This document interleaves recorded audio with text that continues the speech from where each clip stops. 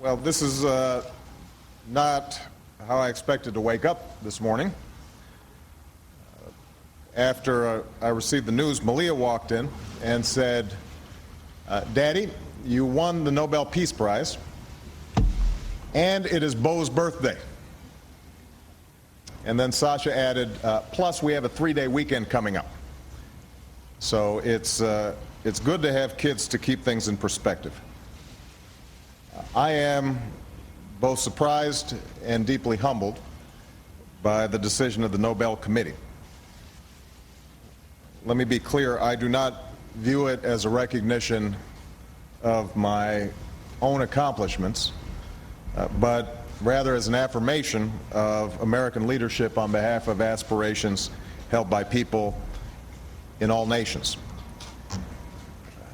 To be honest, I do not feel that I deserve to be in the company of so many of the transformative figures who've been honored by this prize. Men and women who've inspired me and inspired the entire world through their courageous pursuit of peace. But I also know that this prize reflects the kind of world that those men and women and all Americans want to build. A world that gives life to the promise of our founding documents. And I know that throughout history, the Nobel Peace Prize has not just been used to honor specific achievement, it's also been used as a means to give momentum to a set of causes. And that is why I will accept this award as a call to action, a call for all nations to confront the common challenges of the 21st century. These challenges can't be met by any one leader or any one nation.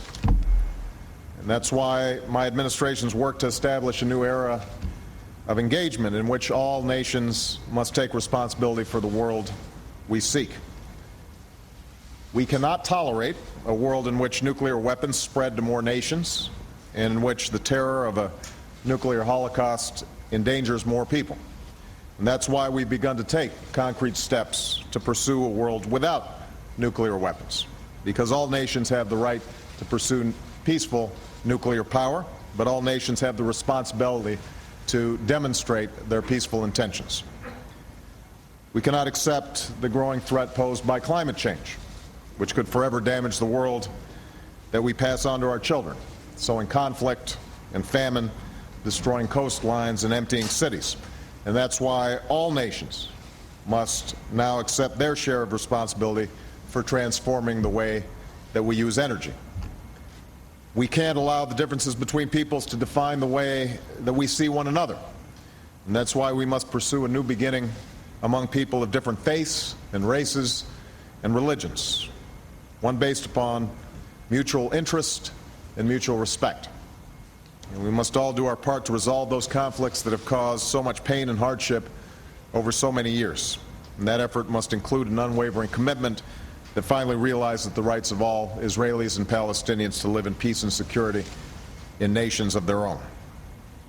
We can't accept a world in which more people are denied opportunity and dignity that all people yearn for. The ability to get an education and make a decent living.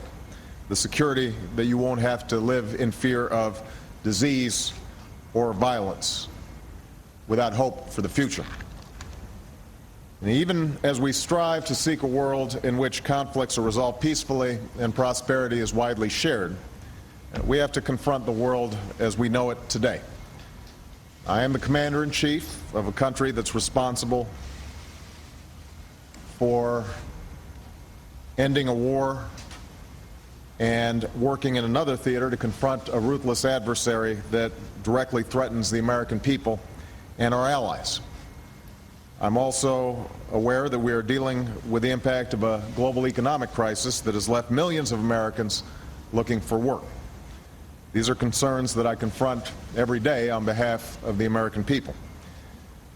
Some of the work confronting us will not be completed during my presidency. Some, like the elimination of nuclear weapons, may not be completed in my lifetime. But I know these challenges can be met, so long as it's recognized that they will not be met by one person or one nation alone.